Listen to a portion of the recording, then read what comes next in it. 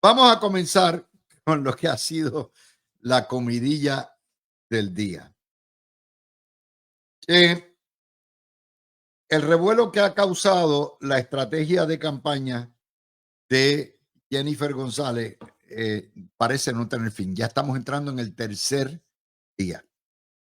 Y esta nueva estrategia que comenzó a 28 días, 29 días del evento primarista, es una estrategia de rompe y rasga, una estrategia ofensiva, dura, donde se parece mucho y es un calco de la campaña de Carmen Yulín Cruz que hizo contra su partido en busca de la nominación a la gobernación en las primarias del año 20. Ustedes recordarán, Yulín no solamente criticaba todos los días, de hecho lo criticaba desde los tiempos de Alejandro García Padilla, pero criticaba todos los días las gestiones del Partido Popular y encima de eso creó una quinta columna dentro del Partido Popular al punto de que viabilizó, financió a través de las cuotas de unión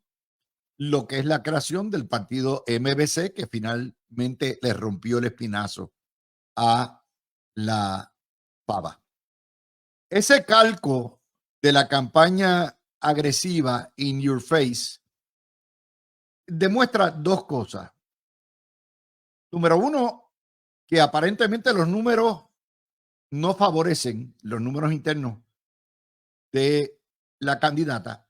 Y en segundo lugar, que tiene que recurrir a las tácticas de tierra arrasada para poder buscar votos, no periferales ya, sino votos populares y de otros partidos e inspirarlos, demostrando que ella puede fiscalizar más y puede ser la mayor adversaria del PNP para que vayan a votar por ella. Eso en esencia es lo que hay. A mí no me hace ningún sentido que una candidata que está al frente por medio hipódromo, como dice Ángel Cintrón y como dicen los estrategas de Jennifer González, tenga necesidad alguna de implotar su partido para ganar. Así que eso es eso es ciencia politológica 101. No les tengo que decir que lo último en la avenida y lo último que hay, por supuesto, es la guerra contra los jefes de agencia, toda esta cuestión. Y hoy hay nuevo evento. Hubo un foro en lo que es la Cámara de Comercio, donde se invitó a todos los candidatos y fueron todos los candidatos de todos los partidos, menos Jennifer González. Y los estrategas de Jennifer González se pusieron a pelear con los organizadores del foro. No es ni tan siquiera un debate, es una invitación para que cada cual en su carácter individual, sin exponerse a la polémica, presentaran su obra y se pusieron a pelear con los organizadores. Todos los demás se quedaron con la boca abierta, ¿verdad? Ese tipo de guerra contra todo, de pelear hasta con su sombra, demuestra obviamente una debilidad. Demuestra una debilidad en encuestas. Y entonces están improvisando aquí y para allá. Y ahí está. La situación también se complica porque el gobernador con paz y tranquilidad va llevando su campaña. Si la campaña de Jennifer González Yulinesca le funciona, obviamente va a tener que lidiar después con un partido rajado por la mitad como candidata y con un partido cuya administración ella se ha hartado hablando peste, y es en esa plataforma con esos jefes de agencia, porque ella no los puede votar hasta que llegue a la gobernación, si llegara, que va a tener que pedirle el voto, no solamente a los suyos, sino a los demás, con las declaraciones que ha hecho. A mí esto me vuela la cabeza, o sea, esto no tiene no tiene ni pies ni cabeza. No tiene ni pies ni cabeza. Y ha caído muy mal dentro de la base del PNP. Yo le voy a explicar por qué. Usted podrá pensar lo que le dé la gana del elector estadista, pero hay una cosa que está consciente el elector estadista. Después de la experiencia del golpe de Estado del verano del año 2019 y el crecimiento desmedido del independentismo, la mayoría de los electores estadistas están conscientes que no tienen, para detener la independencia del socialismo, no tienen más remedio que votar PNP. Y que en esta elección se juegan la vida y la propiedad. ¿Por qué? No es solamente, asuma que gane Pierluisi o que gane Jennifer González. Si después de todos estos tomas y dames y todos estos rifirrafes se tornara, se produjera el hecho que están esperando la mayoría de los expertos en Puerto Rico, de que el independentismo se convierta en la segunda fuerza electoral en Puerto Rico, apaguen la luz y vámonos. ¿Por qué? Porque en los ciclos electorales de Puerto Rico, al desaparecer el Partido Popular y convertirse en tercera fuerza, la tendencia del puertorriqueño, a base de lo que de las dinámicas de prensa, es a tumbar gobierno. Lo que quiere decir que tarde o temprano esa segunda fuerza se convertiría en el gobierno de Puerto Rico. Y una vez el independentismo llegue, créanmelo, créanmelo, muchos de ustedes no creen esto, llegue al poder, no hay vuelta atrás. Por lo tanto, la mayoría de por lo menos esto es lo que yo leo y lo que oigo por radio todos los días. Por televisión no, porque por televisión no le dan break a la gente de a pie, ¿verdad? Pero esto es lo que yo entiendo. Ese electorado estadista entiende que primero va no solamente el ideal, sino más allá del ideal, asegurar su hacienda, su casa y su estabilidad e impedir que llegue el independentismo. Y entonces nos encontramos en un momento donde las ambiciones personales y el afán por llegar al poder puede más que todo lo demás. En una primaria que la mayoría de la gente entiende es dentro del PNP, dentro de la base del PNP, es innecesaria. Recuerden una cosa, los PNP son nada más que 30 y pico %. 2 de cada 3 puertorriqueños no son PNP conforme al resultado electoral. Por lo tanto, esta primaria es un mini universo que no es representativa de la totalidad del electorado. Y la estrategia para convencer esa base estadista tiene que ser diametralmente distinta a lo que es la estrategia para llegarle al resto del electorado. Y parte de lo que yo entiendo es el error de la campaña que ha diseñado Ángel Cintrón y Francisco Domenech, es que están corriendo una campaña en contra del PNP como alternativa al propio PNP, algo así como el mundo bizarro de Superman, como si fuera la elección general. Pero a lo mejor yo estoy equivocado, a lo mejor 50 años en observando política no me han enseñado nada. Ya miraremos a ver ahora de que es un calco de lo que hizo Yulín, lo es. Eso le costó a Yulín el que era la estrella ascendente del Partido Popular en el año 2013, luego de haber derrotado a Santini por segunda vez, luego de haber derrotado, perdón, al PNP por segunda vez, y la convierte, perdón, por primera vez. Santini fue en el 2012, ya uno son tantas elecciones, y ella sale reelecta en el 16. Y en menos de 3 años, Yulín, porque ella pensó, apuestó todo a los electores fuera de su partido. ¿Quiénes eran los electores fuera de su partido? Los independentistas. Ella pensó que los independentistas, que después se convirtieron en el MBC, iban a votar por ella en la primaria y recargarla. En una primaria donde había 5 candidatos, ella dijo, si yo me llevo el 35%, pilo. Y lo que estaba era Altieri y Batia y todo lo que da. Y se le quedaron en la casa. No solamente se le quedaron en la casa, los electores fuera de su partido independentista crearon un nuevo partido con el dinero que ella les dio. Y Yulín lo que sacó escasamente fue en 13-14% en la primaria. Y de ahí para abajo, Yulín se salió de la política. No fue más. Esa es mi mejor lectura de lo que está ocurriendo dentro del PNP. Pero miren, no es únicamente Jennifer González.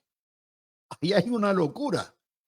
Lorna Soto, que pulula por los prados y los pastos de allá de Carolina, en Canóvana, se trepa en una tribuna y endosa al candidato al alcalde de Río Grande Popular, que tiene líos con la justicia. Usted dice, pero ¿qué clase de hierba siembran en Canóvana? Ese es el estado de situación en el PNP. En el PNP lo que hay es un arroz con culapio de 3 pares y todo el mundo hace lo que le da la gana. Y una golondrina no hace verano, no. El problema no lo tienen meramente con Jennifer González, que hace lo que le da la gana, ni lo tienen con Lorna Soto, que hace lo que le da la gana.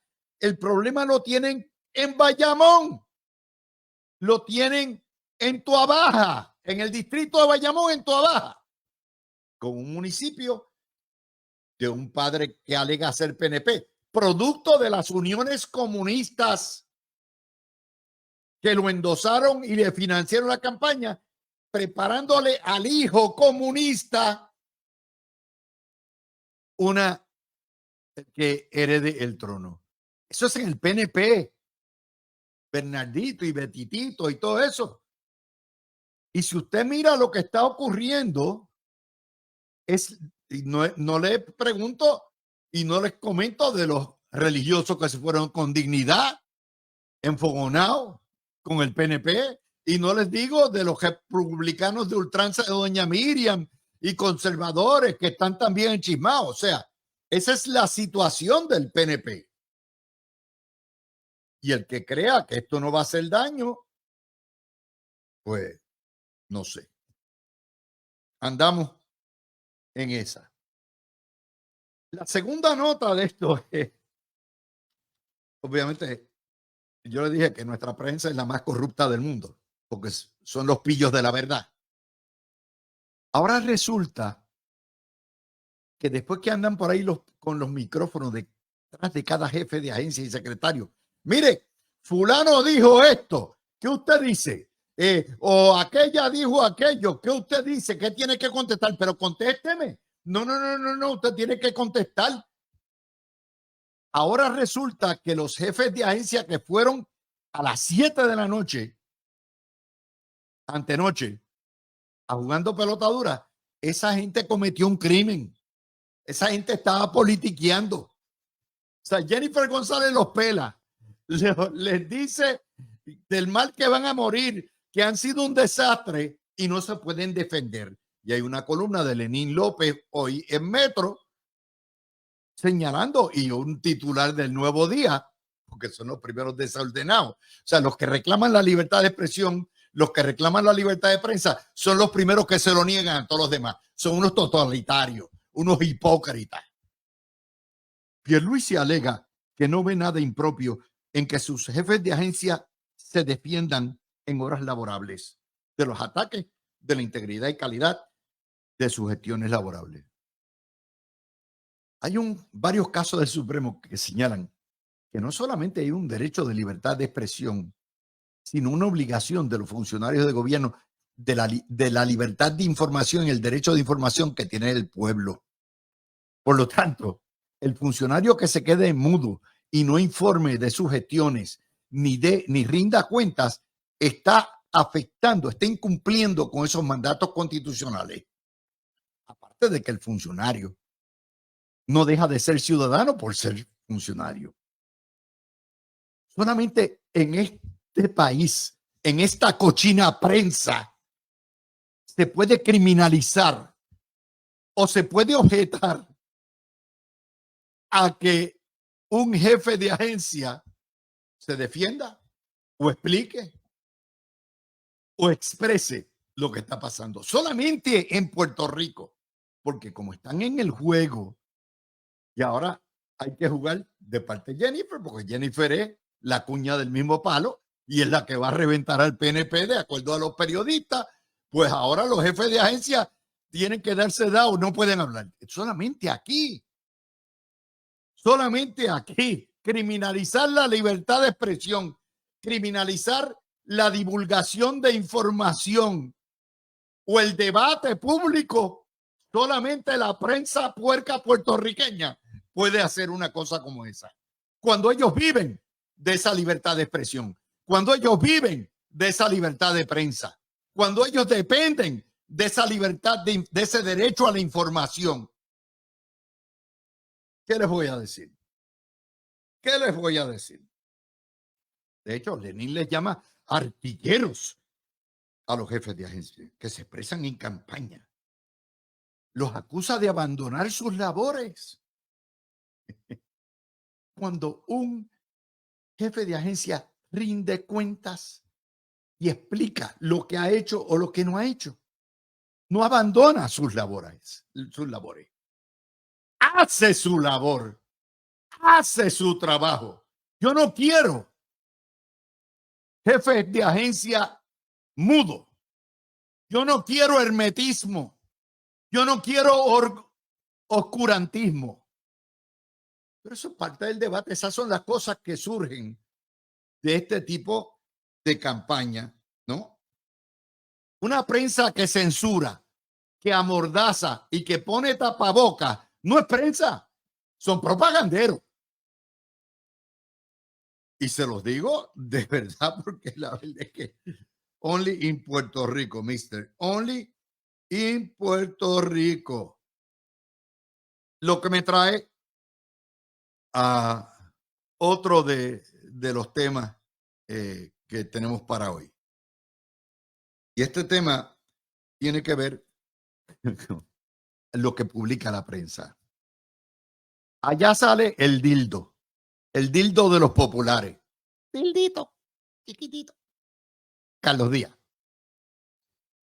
Y acusa al gobernador de Puerto Rico y a la secretaria de corrección, Escobar, de tener un punto de drogas en las prisiones, entrando, esto es increíble, a las prisiones. Esto uno lo ve y dice, wow, fentanilo para buscar votos. No produce un ápice de evidencia. La prensa lo repite como el papagayo. Nada más que la alegación no solamente es horrenda e inmoral, sino que la publicación y la divulgación es peor todavía. ¿Qué se supone? Que la secretaria Escobar no se defienda porque no. Ella está politiqueando si se defiende cuando la están interpelando. Pero piénsenlo. la carcelera de Lela, la que está encargada, ahora se convierte de mantener a los reos en su sitio, ahora se convierte en la criminal. Ahora es una bichota. Ahora es una que tiene puntos de droga para beneficiar a Pedro Pierluisi. Solamente en la mente calenturienta y la irresponsabilidad del Partido Popular se les puede ocurrir eso.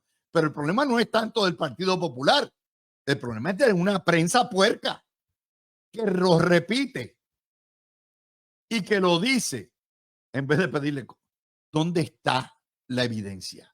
Usted tiene una declaración jurada, usted tiene un testimonio, usted tiene un video, usted tiene un documento que prueban que el gobierno de Puerto Rico es el bichote del punto de droga en las cárceles de Puerto Rico. No, lo publican porque es para hacer daño. Y como estamos en el free for all y estamos en lo que no se discutan los asuntos medulares y básicos de nuestros problemas, estamos en los dimes y diretes. Esas son las dinámicas que producen este tipo de campaña.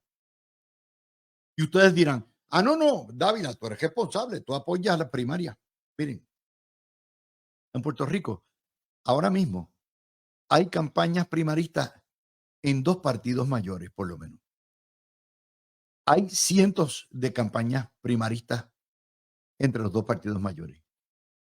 La vasta mayoría de esas campañas sí han sido fuertes, han sido controversiales, han sido adversariales. Pero en esas campañas, en la vasta mayoría, la gente vota, va, elige y se acabó. Y vamos para la elección. Se ejerce un ejercicio democrático. La aberración está en lo que está pasando. Yo nunca había visto una campaña como esta, tan agresiva, tan, vamos a llamarlo, violenta dentro de un partido político como lo que estoy viendo. Y eso produce lo que les estoy diciendo, las aberraciones como la de los Betitos en Toabaja, aberraciones como las de Lorna Soto, aberraciones que estamos viendo a todo lo que da. Es la implosión de un partido político por dentro. Mi trabajo es analizarlo. Oiga, ustedes, PNP, son los que tienen que bregar con ese rollo. Ustedes son los que tienen que bregar con ese rollo. Si lo permiten, muy bien. Si les gusta, también. Y si no les gusta, pues la única solución que ustedes tienen es ir a votar y escoger su favorito o su favorita. Yo me limito a darles a ustedes mi mejor entendimiento de lo que está ocurriendo. Tenemos todos los días 15 temas, más o menos. Y nosotros repetimos, obviamente, cuando los temas importantes los vamos a coger también a segunda hora. Pero yo les digo a ustedes que yo siempre dejo lo mejor para la parte del panel. Ahí es donde más punta le sacamos. El que no escuche este programa a las 2 horas y solamente se limite a la grabación, está perdiendo lo mejor. ¿Por qué? Porque es parte del diseño. La idea es retenerlos ustedes las 2 horas para informarles. Y dejamos, obviamente, lo mejor para después. Déjeme tocar un tema que quiero empezar con el panel. Es una historia que se ha repetido las últimas semanas. Está en la página 30 del Nuevo Día. Es un foro Somos, que es el programa del Grupo Ferrer Ángel de traer puertorriqueños a la isla, junto con la Cámara de Comercio.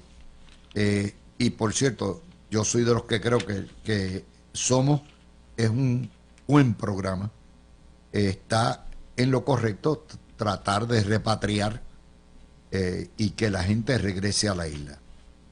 Y nos pone que tanto la Cámara de Comercio como el Grupo Ferrer Ángel están enfocados en preparar la isla para recibir a lo que ellos llaman la diáspora, que en realidad no somos diáspora, somos sencillamente puertorriqueños que vivimos en otras partes de nuestra nación. vital el tema de la repatriación. Y entonces, esto lo veo, la Cámara de Comercio, los industriales, MIDA, todo el mundo anda con la misma vaina. Hay que mejorar la calidad de vida, hay que mejorar los salarios, hay que mejorar la educación, hay que mejorar los servicios de salud, la seguridad, la vivienda. Hay que equiparar la calidad de vida de Puerto Rico con el resto de los estados.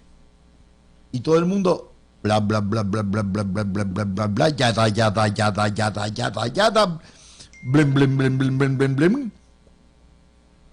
Pero todo el mundo le da vueltas a la noria.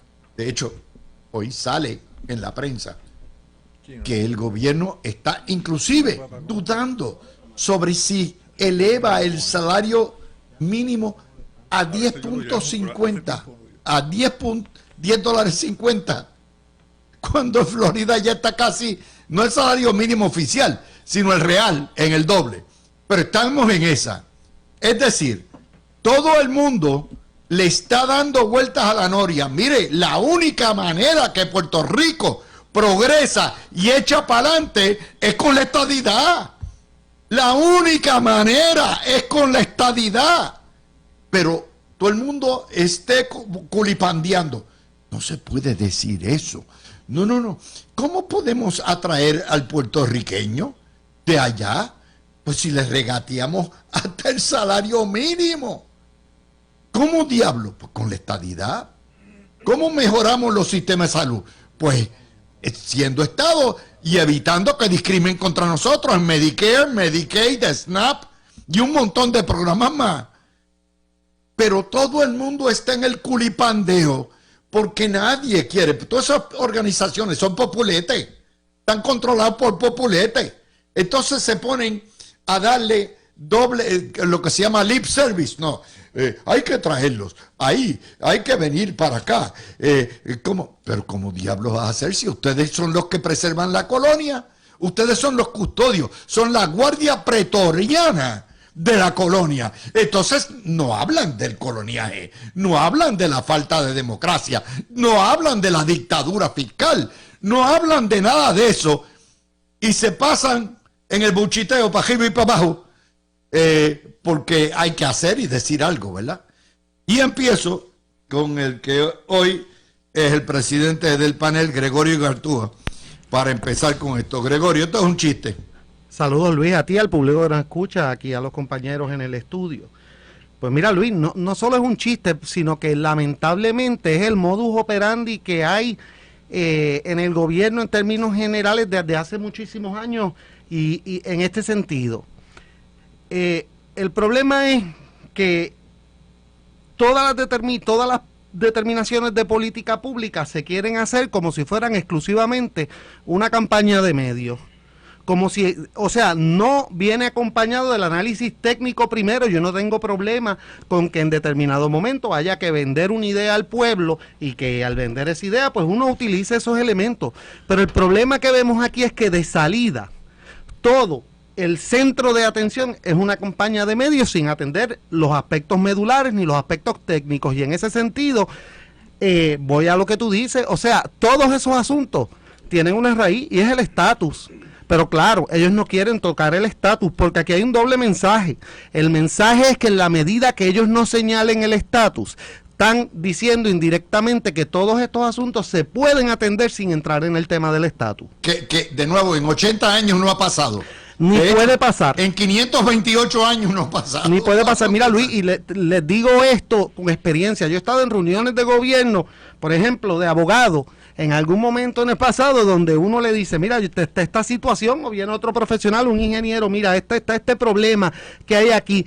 Inmediatamente sale muchas veces una persona de medios y dice, sí, nosotros entendemos la situación, pero fíjate, me preocupa esto, y en 30 segundos se fue a buen sitio todo el análisis técnico, todo el análisis de fondo, y terminó siendo una campaña de medios, y esto es lo que nos tienen acostumbrados precisamente los inmovilistas, que creen que levantándole la moral al pueblo, que con eslogan, que con consignas pueden subsanar el problema de fondo de Puerto Rico, que es el estatus, y todos aquí sabemos que no, porque si se hubiese podido hacer, ellos ya lo hubieran hecho hace mucho tiempo, y todos nosotros, porque nadie aquí por el estatus está tratando de que la situación empeore. Es la conclusión natural del estatus que hay, es que no se pueden resolver unos asuntos medulares y fundamentales, y podemos hacer miles de campañas, y podemos cambiar, usar semánticamente los términos que querramos, que si hablar de diásporas y lo que querramos, y nada de eso cambia porque no se están atendiendo los problemas de fondo. Mario Ramos, mira, esta campaña de Somos del Nuevo Día,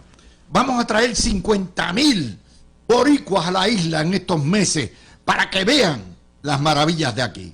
Entonces, cuando llegan, lo primero que usted oye son ve los telediarios y la radio, y eso es queja tras queja, tras queja, tras queja, tras queja, tras queja. Usted va a la gente y le dice, no, los precios andan por las nubes, los salarios son miserables, y tú dices, ¿quién diablos va a regresar con eso, Mario? Mira, y después le llaman la diáspora. José Luis González, un sociólogo, escritor, literato, historiador puertorriqueño radicado en México, le llamaba a los puertorriqueños que viven en los estados el Puerto Rico continental. Y se olvidan que Estados Unidos, la nación, empieza en el Caribe con Puerto Rico y las Vírgenes y termina en el Pacífico con Guam y Hawái. Prácticamente en la nación podemos decir que es una nueva versión de cuando el Imperio Español, que nunca se ponía el sol, pero lo que estamos viendo es que esto es una posición ideológica. La palabra diáspora es una palabra de corte ideológico, el traer esta gente que se fueron, porque si se fueron es porque las cosas en Puerto Rico no le estaban yendo bien, y entonces vienen a traerlo, que es una contradicción. Por un lado dicen que para que vean las maravillas de Puerto Rico, si de ser cierto que vienen a ver las maravillas de Puerto Rico, en ese Puerto Rico donde hay maravillas, quien lo gobierna es un gobernador estadista que se llama Pedro Pierluisi, y entonces pues yo creo que hay unas contradicciones ahí. Entonces en la entrelínea lo que hay es una crítica hacia que Puerto Rico, y una crítica y un muro de contención hacia que Puerto Rico aspire a la igualdad política. Y yo lo que creo que es que esto es como una especie de, esto es un engaño y una falta de respeto a la inteligencia del puertorriqueño.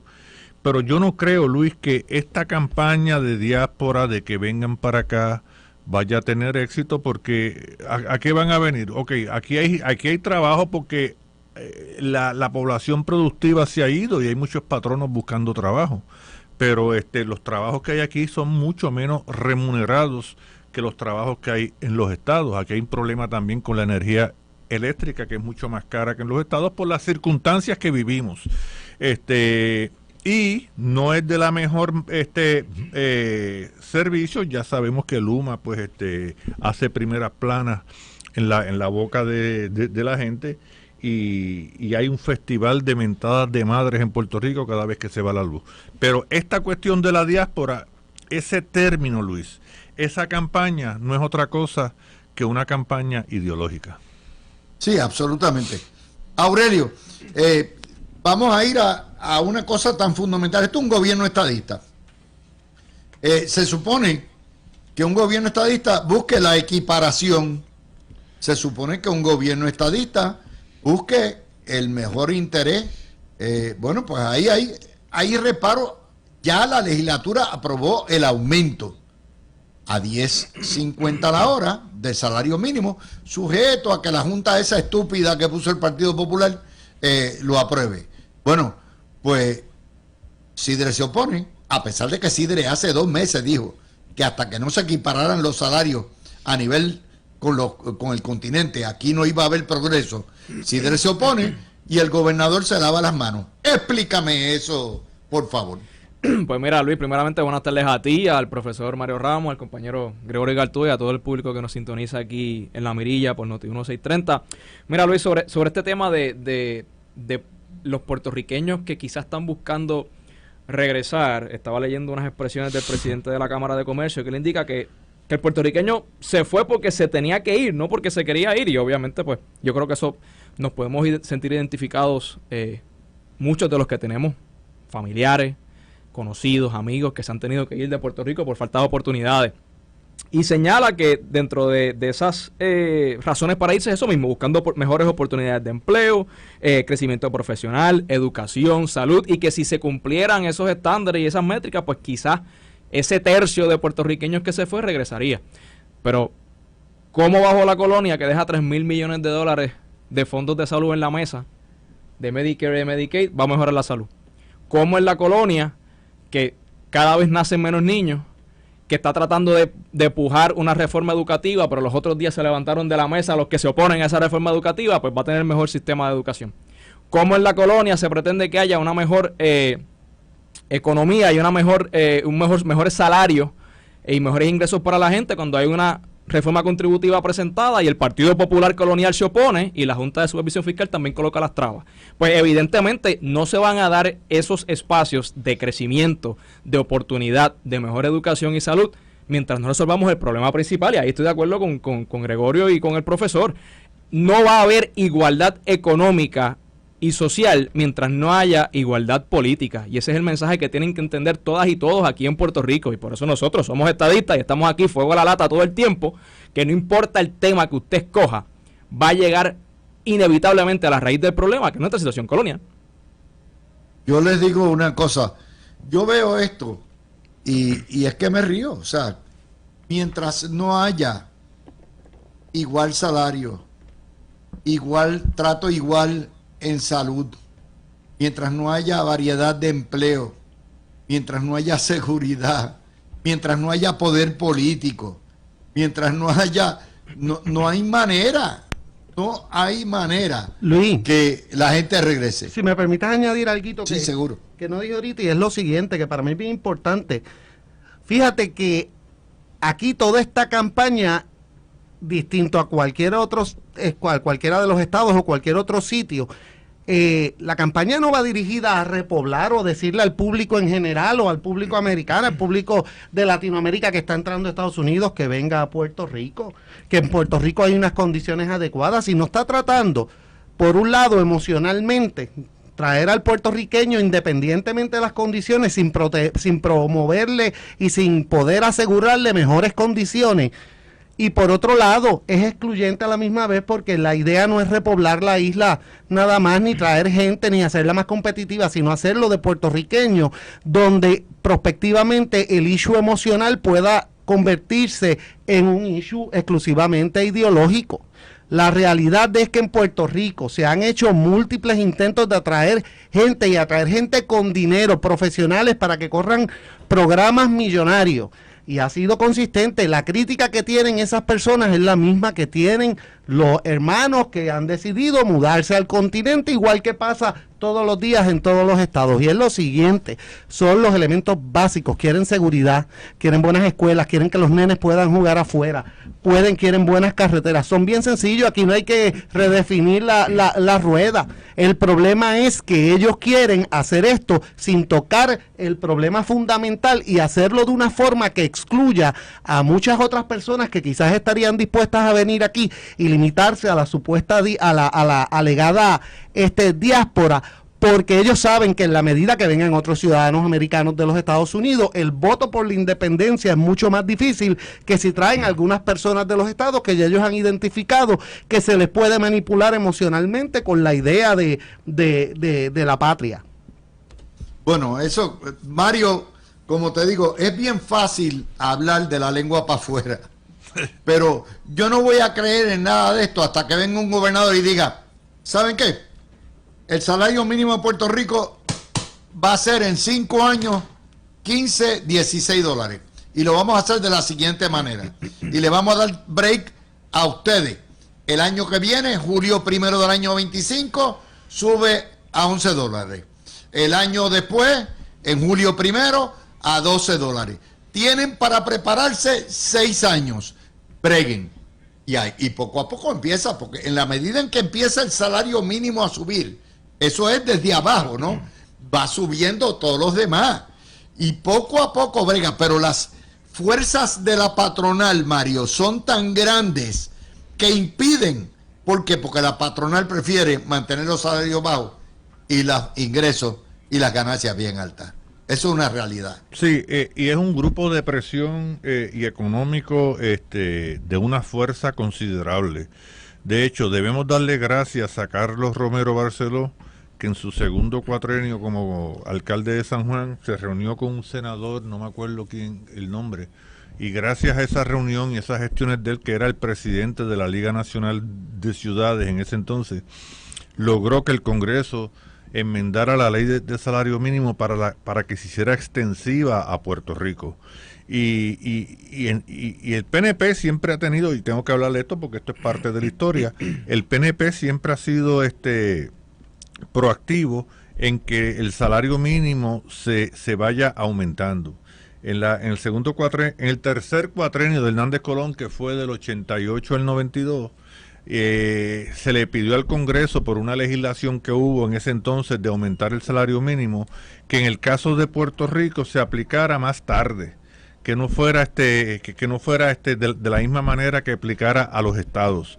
Y el problema es, Luis, ¿tú te crees que personas que viven, muchas de ellas tienen que vivir con sus familiares que ganan el salario mínimo? ¿Tú crees que pueden comprar una residencia, una familia que gana el salario mínimo, comprar una residencia para tener su propiedad y su sentido de pertenencia, o que pueda alquilar una casa con cómo están los precios astronómicos de los alquileres? O sea, eso es imposible. Yo lo comentaba ayer, o sea, en el Puerto Rico actual eso es imposible. No hay manera. Sale más barato comprar en Florida Central que en Puerto Rico una casa usada. Así está la cosa. Luis, sale más barato montarse en un avión e irse.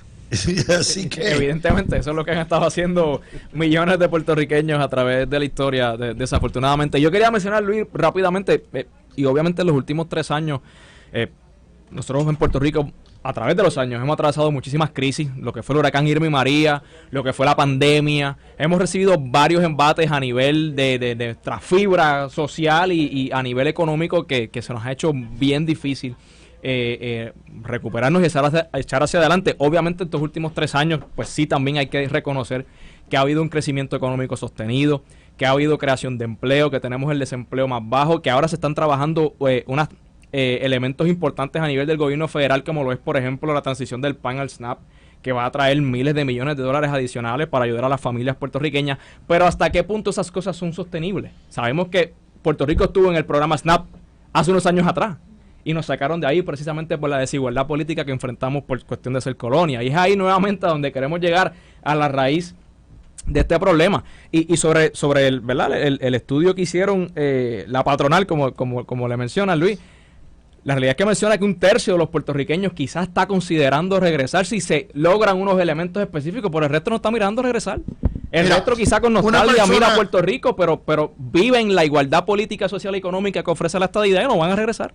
Una persona que gana 18, 20 dólares la hora en Puerto Rico, en Florida, no va a venir a Puerto Rico a ganar 9.50. Jamás en la vida. O sea, Jamás ya en la está. Eso es bien sencillo. Sí. Esa es una persona que como parte del trabajo acá tiene un seguro de salud que sale carísimo acá, no va a ir a Puerto Rico porque con los salarios, salvo que gane poco y entonces coge el salario, coge la tarjeta de salud del gobierno, pero ¿qué pasa? No hay médicos, no hay facilidades, no hay hospitales. Tú dices, ¿para qué diablo? Si yo me dan la tarjeta de salud, pero no hay médico. Es así. Bueno, vamos a hacer la pausa cuando en Estados Unidos continentales, enorme, de toda la costa este, en Hawái nos escuchan, enorme. Me escribe Marilyn Mixel y me dice, buenas tardes, yo soy enfermera y me gano en Florida 47 dólares la hora. ¿Usted cree que voy a regresar a la isla? 47 dólares la hora es un salario de 98,000 billetes. ¿Qué enfermera en Puerto Rico se gana 98,000 dólares? Ya ustedes ven, esto es esta migración de los últimos de este siglo es una migración de profesionales o de personas preparadas, educadas, que no están dispuestos ni estarían nunca dispuestos a aceptar el salario mínimo tercermundista de Puerto Rico. Y por eso jamás pueden regresar. Pero déjenme traerles otro tema porque quiero que empiecen, y ahora empezamos con Mario, con esta situación que se está dando en el PNP, una guerra que lo único que puede garantizar es la derrota del PNP al paso que van. Mario, adelante. Mira, Luis, estaba hablando fuera del aire con Gregorio y con Aurelio sobre esta situación, ¿verdad? Tú sabes que a veces fuera del aire las conversaciones tienen más jugo que cuando estamos en el aire. Y de eso tú sabes mucho. Se puede hablar con más acento. Sí, y se pueden usar adjetivos que a veces el micrófono coarta. Pero yo entiendo que la primaria que se dio en el 2008 entre Pedro Rosselló y Luis Fortuño, y la que se dio en el 2016 entre Ricky Rosselló y Pedro Pierluisi, fue peor que esta. Y fue peor que la de Wanda Vázquez. O sea, fue más crítica, más fuerte, y más fuerte que la de Wanda Vázquez y la de Pedro Pierluisi. Ricardo y Pedro. Esta, como que con esa experiencia que ha habido en el pasado, aún con los ataques que se han hecho de parte y parte, como que hay un cuidado. Hay un cuidado de no pasar la raya. Ambos creen que van a ganar, y entonces pues ellos dicen, espérate, cuando yo gane pues tengo que buscar a los que están al otro lado del cercado, tú sabes. Y entonces pues y además ha habido una saturación a través del tiempo en la base del PNP, y el mejor ejemplo es que en el 2018 el PNP saca el 52% en las elecciones, y en el 2020 saca el 32%, bajó 20 puntos porcentuales, mientras la estadidad en el 2020 saca el 53%, y entonces vemos esa erosión por múltiples razones. Mira, el sentido de pertenencia al PNP de la gente si no se ha perdido, se ha erosionado el sentido de identidad, de que eso es parte de tu identidad personal, el pertenecer a algo, sea una iglesia, un partido político, una familia, a una fraternidad, a lo que sea. ¿Cuánto tú crees que las primarias de este siglo, y hubo primarias en el 2003, en el 2008, hubo primarias nuevamente en el 2016, en el 2020 y ahora en el 24, ¿cuánto tú crees que esas primarias han erosionado la cohesividad y solidaridad estadista dentro del PNP? O sea, la han erosionado, y yo creo que empezó a verse los efectos en la primaria del 2016, luego de la primaria del 2016, cuando Ricky Rosselló gana por 1% menor al que don Luis Ferrer ganó en el año 1968. Estas refriegas que se dan, porque no son primarias, son refriegas agrias, de ataques no solamente entre el liderato arriba, sino la gente de la base abajo. Y ahora los ataques pues son más vistos, más vistosos, porque antes no existían las redes. Pero a partir del 2000, qué sé yo, 2010, 2008, 2010 y subsiguiente, la cantidad de redes que hay es enorme, y la cantidad de gente que hay es enorme. Y es una caja de resonancia, es como una tumba coco a nivel de 100 por 3. Una tumba coco digital. Exacto. Mediática. Ya sabes. Bueno, Gregorio, ¿qué te parece todo esto? Pues mira, yo coincido con el análisis. Yo creo que evidentemente ha habido lo primero que tenemos que tener claro es esto: ha habido un cambio ya generacional que se demuestra ya en las urnas, y esto es una nueva generación que se ha criado bajo unas condiciones muy distintas, que vivieron no solo han vivido todas las crisis que hemos vivido, económicas y sociales y naturales que hemos vivido, pero también un por ciento grande de la población se crían bajo los problemas que se dan aquí de persecución política a principios de este siglo, y la forma en que se vilifica el movimiento estadista, y para mí es evidente que un por ciento grande de la población va a coger cierta apatía al partido per se y a la forma en que gobierna el partido. Obviamente eso le ha pasado a los otros partidos también. Yo creo que lo que ha mantenido, lo que le ha pasado al Partido Nuevo, que no le ha pasado a los otros partidos, y que con todo y eso, el Partido Nuevo Progresista no le ha sacado la punta que le debería sacar, ni le ha sacado el provecho que tiene que sacar, es el asunto ideológico. Y es que la gente nos une todavía en esta coalición que yo llamaría, porque el Partido Nuevo Progresista todos tenemos ciertas ideologías sociales y económicas un poco variadas, pero en esta coalición lo que queda es esto. Lamentablemente el movimiento estadista no le ha dado el énfasis a ese punto, que es el punto fuerte, y muchas veces se ha dejado llevar por la prensa y por lo que los medios dan la impresión que es importante, que es la politiquería diaria. Yo creo que los estadistas de verdad están cansados de eso y quieren una gesta mucho más agresiva en cuanto a la estadidad.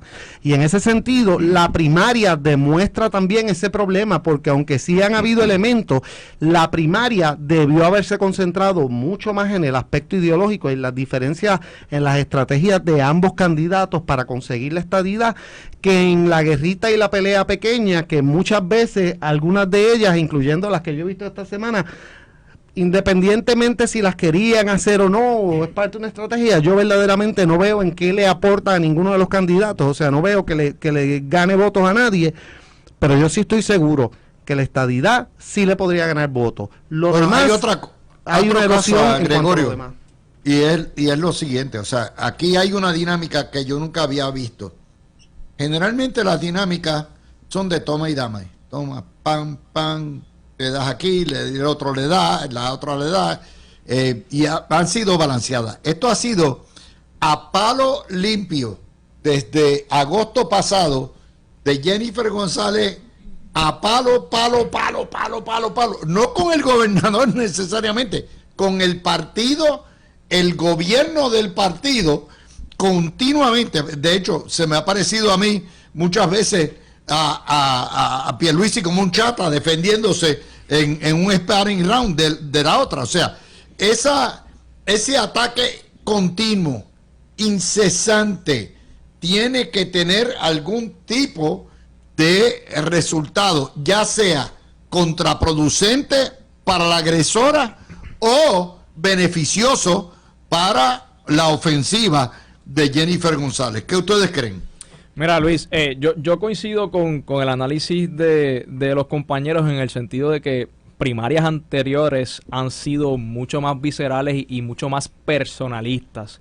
En relación con esta primaria actual, la diferencia estriba en que de agosto para acá los señalamientos, los ataques que han lanzado la campaña de la comisionada han sido contra la administración del PNP, y eso desafortunadamente va a ser trickle down han sido hacia la institucionales y no personales. Correcto.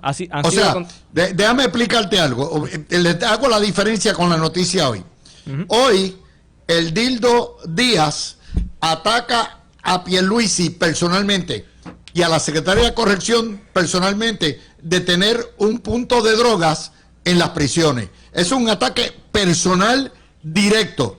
Sin embargo, cuando tú atacas la obra genérica de todos los jefes de agencia y dices que no hay obra, ya es un ataque no personal, sino institucional al gobierno constituido por la formación política que tú quieres que te nomine y que tú quieres representar en las elecciones. Correcto, y es ahí donde yo entiendo que es el peligro más grande de esta primaria, que aunque no se ha vuelto personalista, sí ha sido contra la institución, y estamos ante una institución del Partido Nuevo Progresista que por primera vez en su historia tiene 20% del electorado votando por el ideal que representa, y no votando por la institución y por su partido. Entonces, por alguna razón que yo tampoco me explico, Luis, yo no sé si ustedes recuerdan la película esta de principios de los 90 que se llamaba Speed, protagonizada por Sandra Bullock y Keanu Reeves. Sí, pues parece que la campaña de la comisionada, ¿verdad? Y les explico la trama. Es un autobús que tiene una bomba adentro, y si el autobús baja por debajo de 50 millas, el autobús explota. Pues pareciera que la campaña de la comisionada le metió el acelerador al autobús y anda por ahí llevándose por el medio todo el mundo enredado, porque entienden o piensan que si le quitan el pie del acelerador, pierden el momentum y van a perder la primaria. Al final de la película, quiero que sepan que el autobús explota. Déjame O sea traer, que- Mario, eso obviamente lo que busca es electores de otros partidos para que vengan a votar por ella. Me parece a mí que es obvio. Cuando tú atacas tu propia institución y tienes una primaria de frente, estás esperando en la esperanza lo que le pasó a Yulín. Yulín esperaba que en agradecimiento las fuerzas socialistas bajaran en masa en la primaria a favor de ella. Sí, mira, bueno, pero Carmen Yulín fue un error histórico, vamos a decirlo así, y ahora se ha convertido en prácticamente un asterisco en la historia de Puerto Rico en los últimos 20 o 25 años. Gracias a Dios, porque imagínate, una persona que se olvidó de los problemas vitales del sanjuanero, del puertorriqueño que vive en San Juan, para estar pendiente a un terrorista como Oscar López, pues eso dice mucho. Ahora, Luis, en la cuestión de las refriegas, ¿verdad? Quería añadir algo en la cuestión de lo que está pasando en el PNP. Y yo no sé si es que cuando se da el fenómeno de que las lealtades se desdibujan, se da la identidad se desdibuja. Y entonces, y el mejor ejemplo es de que las lealtades, la disciplina de partido, la identidad con el partido, se ha desdibujado es cuando tú ves a una alcaldesa como Lorna Soto del PNP respaldando al alcalde. A un tipo que tiene problemas con la justicia ya. Pero Que independientemente, fue referido al FEI. eso agrava más la cosa. Pero quitando eso, es una persona de un partido contrario que está respaldando a una persona del partido del que es miembro el candidato que la reta a ella, que es del Partido Popular. Y entonces cuando vemos eso, como en el caso creo que fue de Narmito, que respalda a alguien en Arecibo, que es del PNP, no me acuerdo. Sí, sí. O de Ronnie. Y cuando tú que ves eso, respalda A Miguel Romero. a Los- Miguel Romero. las identidades políticas, Luis, se están desdibujando, las lealtades políticas se están desdibujando. Eso es algo que hay que analizar. La teoría del poder, de que de que los líderes políticos hacen lo indecible para alcanzar el poder, la disciplina de partido se ha ido menguando. Y esto hay que analizarlo, Luis. ¿Por qué vemos personas de un partido respaldar a personas de otro partido? Eso nunca se había visto en la historia de Puerto Rico, pero es un fenómeno que se está dando y yo creo que debe analizarse desde el punto de vista no solamente político. Aquí hay unos elementos sociológicos también que es una corriente que está por debajo de la historia y que en algún momento saldrá a la superficie histórica y algo sucederá porque son cositas pequeñas que estamos viendo que antes no se veían. Son más que pequeñas. O sea, lo que está pasando en Toa Baja es un precedente peligrosísimo para el PNP porque es operación Comején. He aquí un padre que dice ser PNP, que los socialistas lo llevaron al poder a la alcaldía de Toa Baja, que hace campaña por su hijo, que es candidato a senador por un distrito que es azul, pero que su elección o sus votos pudieran restarle el control completo del distrito y costarle el Senado al Partido Nuevo Progresista. O sea, aquí hay un problema donde los intereses personalistas de los políticos del PNP van bien por arriba del ideal y los mejores intereses del colectivo, Gregorio. Pues mira, Luis, yo creo que es que esto responde, igual que ha sucedido en el Partido Popular, está sucediendo en el Partido Nuevo. Son partidos que a la larga son un conglomerado de personas que hay cierta cohesividad en algunos asuntos, pero realmente hay una gran división en los constituyentes en cuanto a las políticas sociales y las políticas económicas y ese tipo de cosas. Y yo creo que en la medida que el asunto del estatus, el Partido Nuevo Progresista ahora lo está atendiendo un poco más, pero no lo hizo su punta de lanza por muchísimo tiempo. Solamente, usualmente cuando están llegando las elecciones, en muchas ocasiones, pero no es un proceso continuo con el nivel que debería llevar. Yo sí que reconozco que ahora mismo se está haciendo un esfuerzo muy bueno, pero que no se ha hecho, y en la medida que el Partido Popular, en la medida que entra en las cuestiones ideológicas, se descompone, pues yo creo que lo que estamos viendo es esas diferencias que hay, que el público en general, incluyendo muchos de los líderes que no están prestando atención a la cuestión ideológica, están identificándose verdaderamente con las ideologías políticas, sociales y económicas que respaldan de verdad y que no lo han hecho anteriormente porque las estructuras de los partidos eran lo suficientemente fuertes y suficientemente grandes como para ganar sin necesidad de entrar en ningún tipo de esas consideraciones. En la medida que la imagen de los partidos y la fuerza de los partidos ha ido bajando y empieza a entrar este sentido de sálvese quien puede y de que la salvación es individual, pues empiezan a aguantarse mucho más de ese tipo de política, y aquí es que estamos viendo estas incongruencias que son prácticas desleales muchas veces, que son incongruencias que nadie se puede explicar, pero que verdaderamente responden a eso, a que los partidos vayan perdiendo la fuerza institucional. Le tengo otra cosa, una secuela que sale de aquí, quiero que me comenten brevemente, porque lo que tenemos es dos minutos para cada uno, pero Aurelio, Sí, señor. de resultado de todo esto, la prensa se alía con Jennifer González y criminaliza la libertad de expresión de los jefes de agencia y dice, no, los jefes de agencia no se pueden expresar ni pueden responder porque están politiqueando en horas laborables.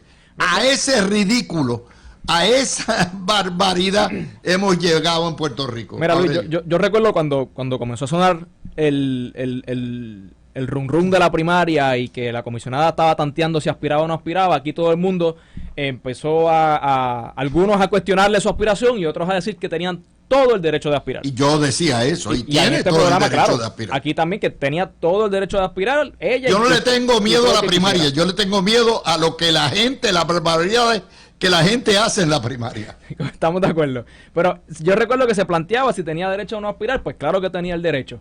Se ha planteado también si tiene el derecho o no a estar en acuerdo o en desacuerdo con las acciones u omisiones de algunos jefes de agencia. Claro que sí. Claro que tiene todo el derecho a estar de acuerdo o en desacuerdo con las acciones u omisiones. Pero así como ellos tienen derecho de criticar esas acciones y esas gestiones, esos funcionarios públicos tienen todo el derecho a defender su labor Y el la deber de sus equipos de ministerial. trabajo, porque al final del día se está implementando la política pública aprobada en las urnas, porque el pueblo de Puerto Rico quien eligió fue a Pedro Pierluisi y a su plataforma de gobierno del Partido Nuevo Progresista, y ellos están en todo su derecho a defender esa obra de trabajo, porque más allá de palabras, hay unos hechos constatables que están ahí. El crecimiento económico está ahí, la baja en el desempleo está ahí, la reconstrucción está encaminada, son hechos constatables, y cualquier ataque en contra de hechos, pues ellos tienen todo el derecho a defenderse, claro que sí. Y eso me parece a mí, Mario, que es una cosa, es un contraproducente y es un absurdo que una prensa cuestione el que los jefes de agencia se expresen en horas laborables o fuera laborables. Es el ridículo, pero solamente la puerca prensa puertorriqueña puede decir una cosa como esa. Bueno, Luis, deja ver, tengo que ir al fino. Voy a hacer déjame ver.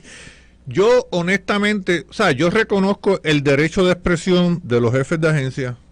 Yo no lo hubiera hecho. Yo entiendo que es una cuestión de, vamos a ver así, de estética política, usando ese término.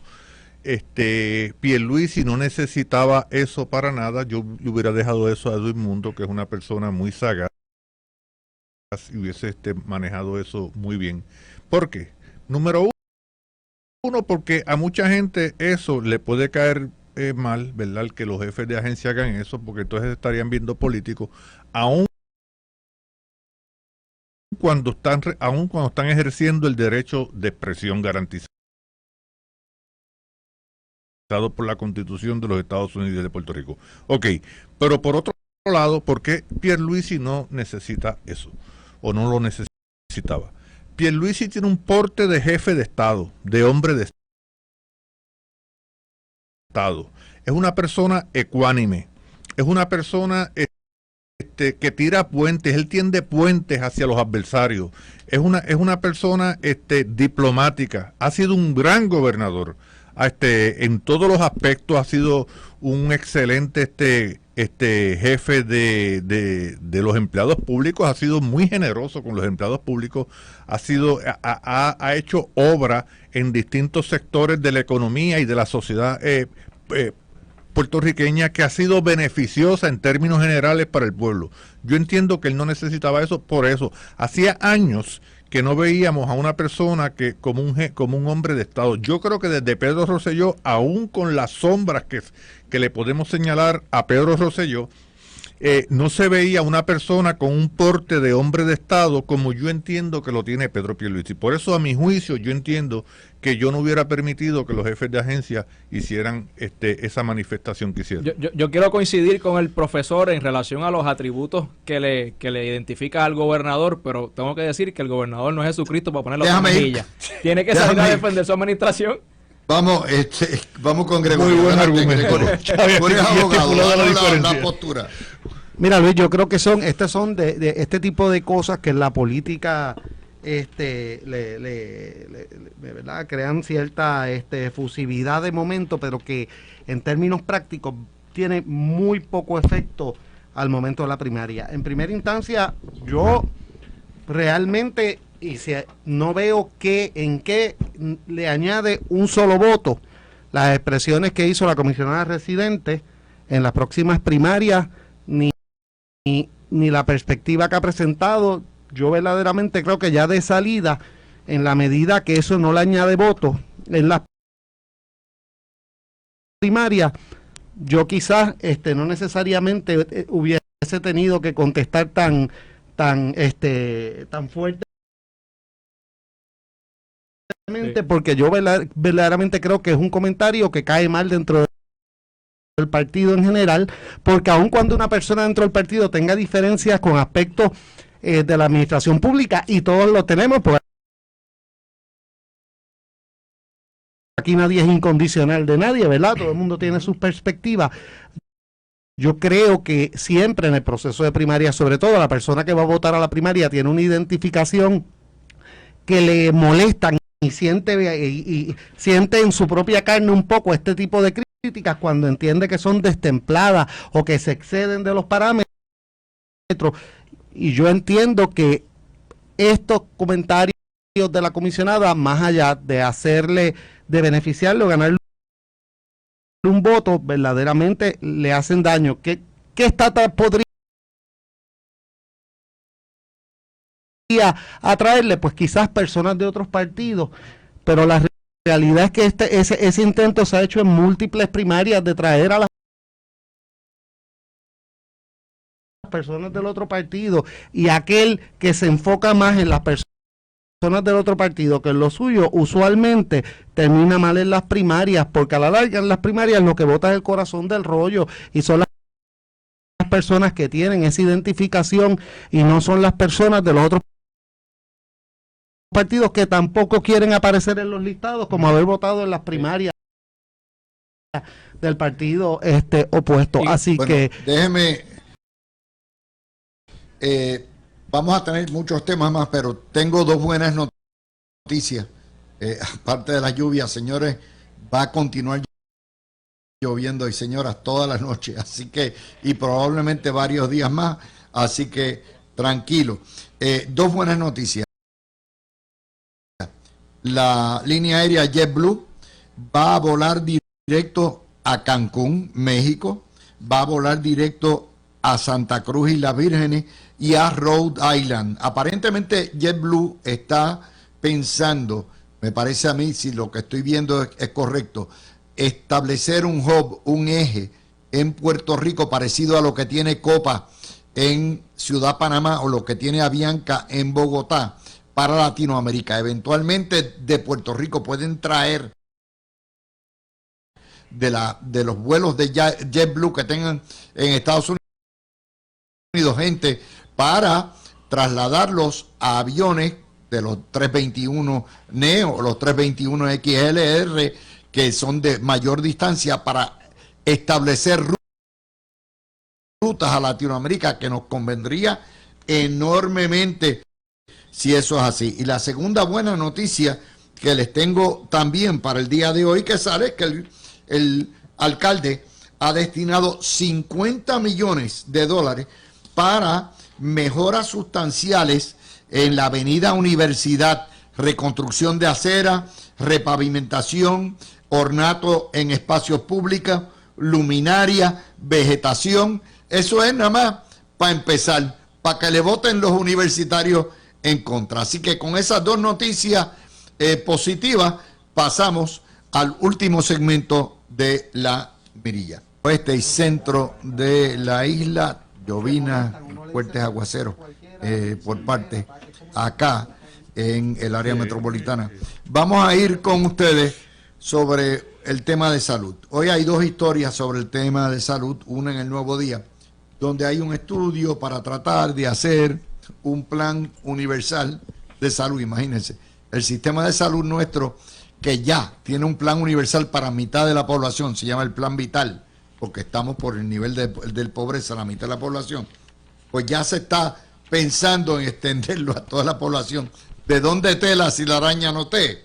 Pero aparte, la revista Seguro saca hoy una historia donde el ex compañero de este programa, Carlos Rodríguez, que es vicepresidente de Triple S, presenta junto con otros representantes de la industria de seguros de salud unas soluciones para tratar de mejorar el sistema de salud. Entre ellos, la calidad de los accesos, la especialización hospitalaria, es decir, algo que se ha buscado por la Asociación de Hospitales, convertir los hospitales especializados en ciertas cosas, telemedicina, que es algo que debiéramos repetir después de la pandemia, y el tener acceso por telemedicina a médicos puertorriqueños hispanos en los estados, pero eso requeriría enmendar la ley de licencia que les permita practicar en Puerto Rico. Esto, y además en un centro internacional de seguro. El problema fundamental aquí está todavía en el enorme discrimen en los fondos Medicare, Medicaid. Prácticamente Medicare, Medicaid constituye el 2 de cada 3 dólares en la industria de salud en Puerto Rico que corren por ahí. Si hay un discrimen por la mitad, eso evita que se le pague lo que se le deben pagar a los médicos, a las enfermeras, a los laboratorios, a la farmacia, y produce todo lo que hay. Nuevamente el problema del coloniaje. Y en eso, Gregorio, nadie toca ese tema.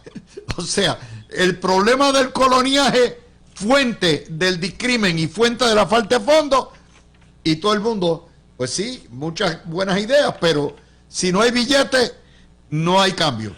Mira, Luis, yo tenía un amigo médico que siempre me decía esta frase, y me decía que mucho más sufría el que pensaba que tenía una enfermedad y no lo había confirmado que el que sabía que la tenía.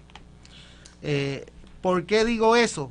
Porque la realidad es que no hay nada peor en un sistema que la incertidumbre.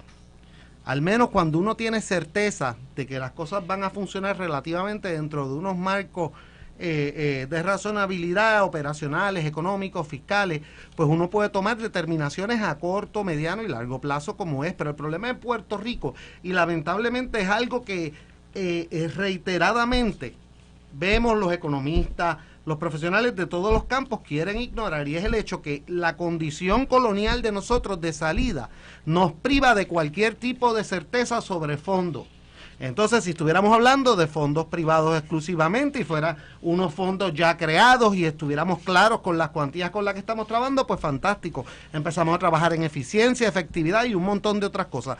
Pero el problema que hay aquí es que ni siquiera sabemos de salida con cuánto dinero estamos trabajando. Y no estamos hablando de la fluctuación natural que hay por la inflación. Sí sabemos lo que nos cuesta 5.000 millones de dólares al año, pero no que es el sabemos 40% de nuestro presupuesto. Exacto, pero no sabemos, la realidad es que la fluctuación como consecuencia de los fondos públicos, de los fondos federales, es tan y tan grande que verdaderamente el gobierno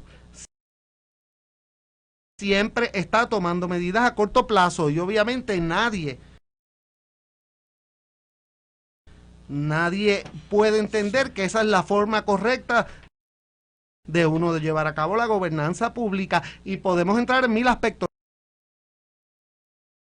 Esto se repite tema tras tema hasta que no se resuelva el estatus. Y no es caprichos de uno, es que no se pueden analizar los temas, Llanito.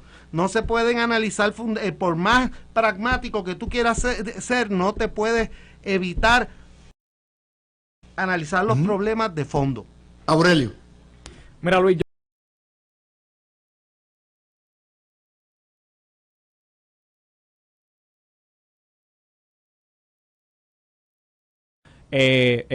pisando sobre mojado y tratando de analizar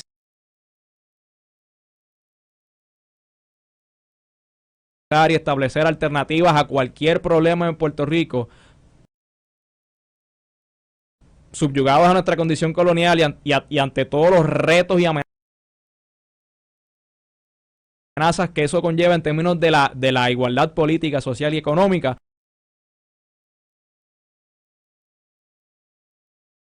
Vamos a seguir teniendo los mismos problemas de hoy, de mañana y de siempre. Mario, nosotros tocamos esto. Primero, la mayoría de nuestra audiencia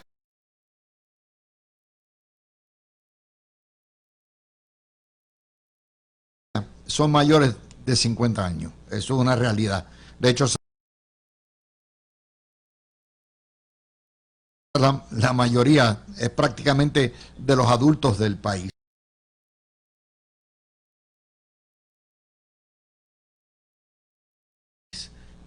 Y aquí atendemos nuestra clientela.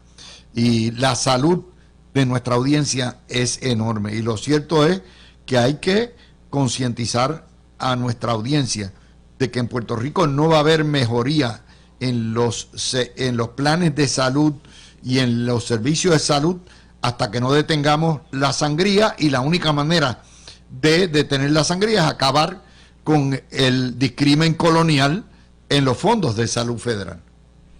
Sí, mira, tú sabes, Luis, que este plan Advantage ha sufrido, dejaron de asignarle a Puerto Rico una cantidad de fondos federales, millones de dólares, y eso ha afectado en cierta medida los que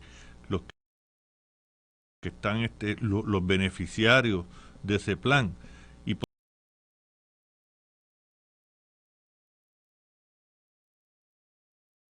por otro lado, pues tenemos también que cada día, bueno, por lo menos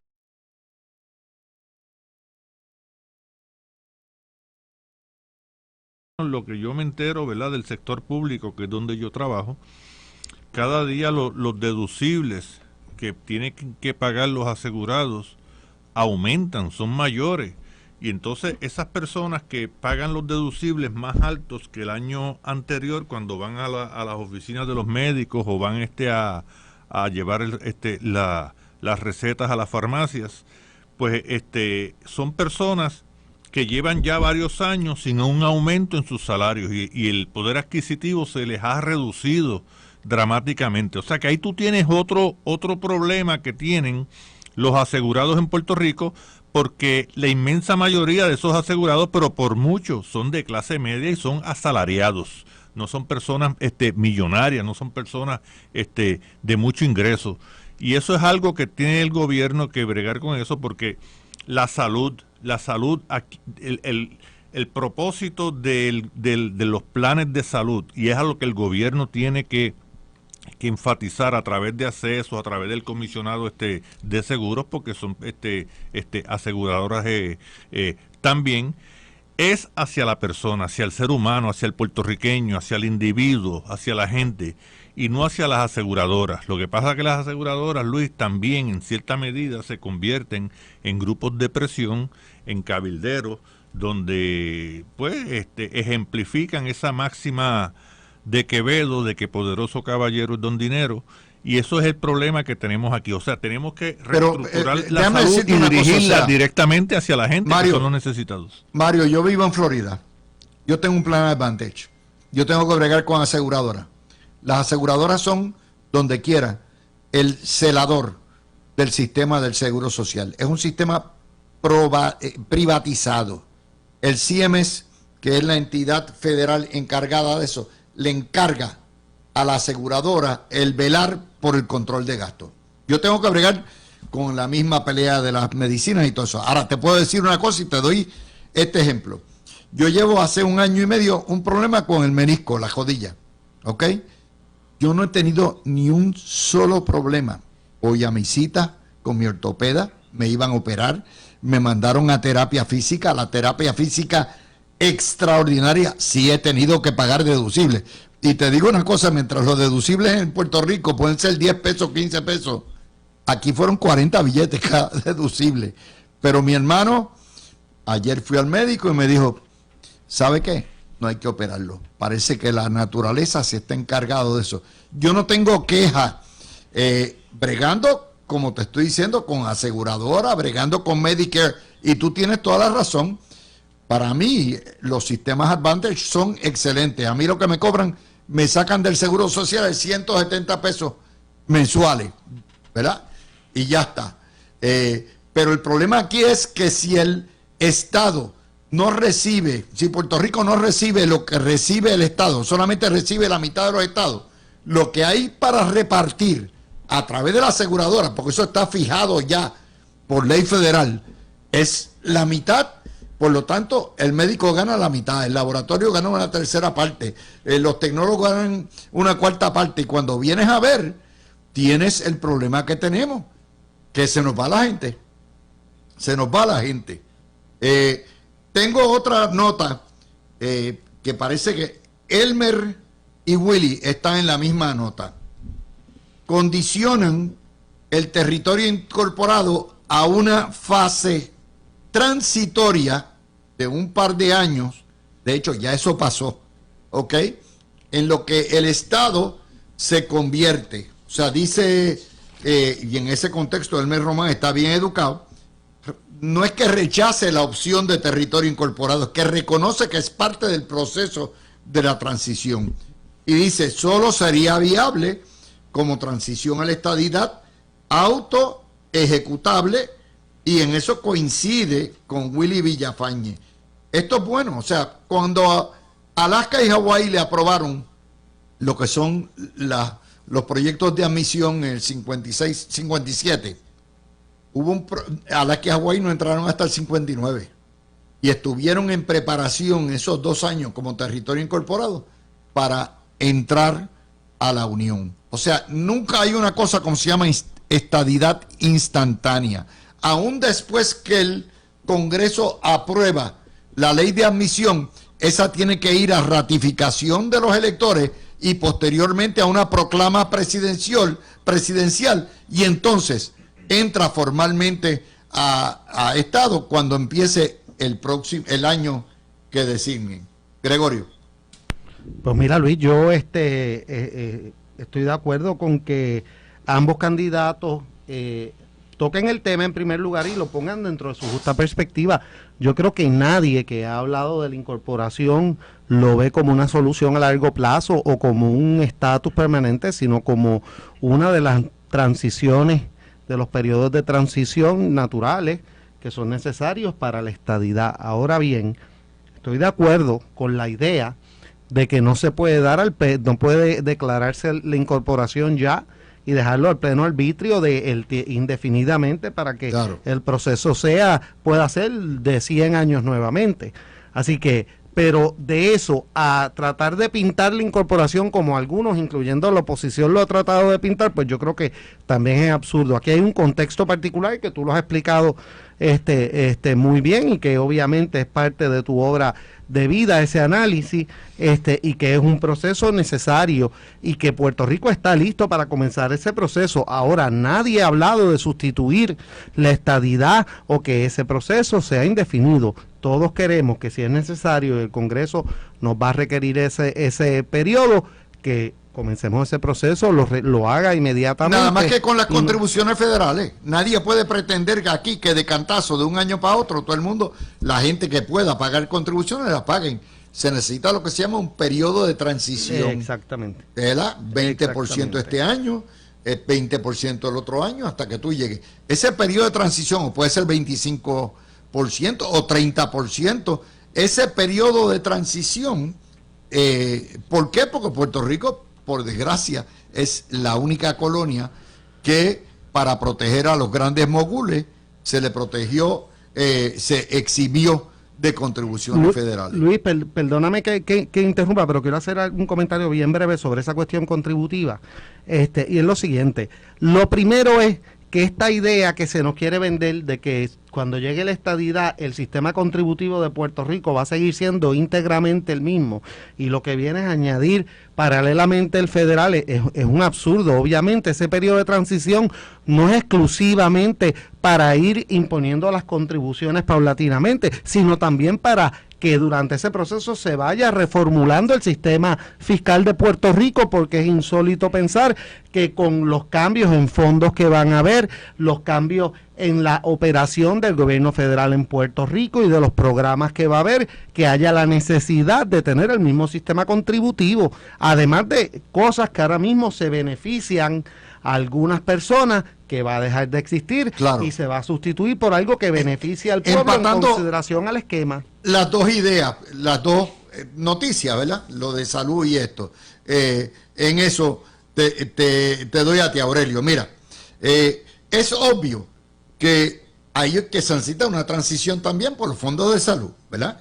Y en vez de estar peleando por si el pagador único o no pagador único, que es bobería, porque aquí las aseguradoras son las que pagan en los estados, ¿verdad? No hay un pagador único, no es el estado de la Florida el que paga. Pues lo que tenemos que estar concentrando es, ok, vamos a entrar esos dineros federales paulatinamente en que la gente tenga calidad de servicio y que la gente no se nos vaya. Eso es parte de lo que es o lo que sería un periodo breve de la incorporación una vez ya sea irreversible y el proceso de estabilidad ya vaya en camino y sea autoejecutable. Aurelio. Sí, mira, Luis. Y de hecho, ¿verdad? Dale al botón. Ahora sí, discúlpame.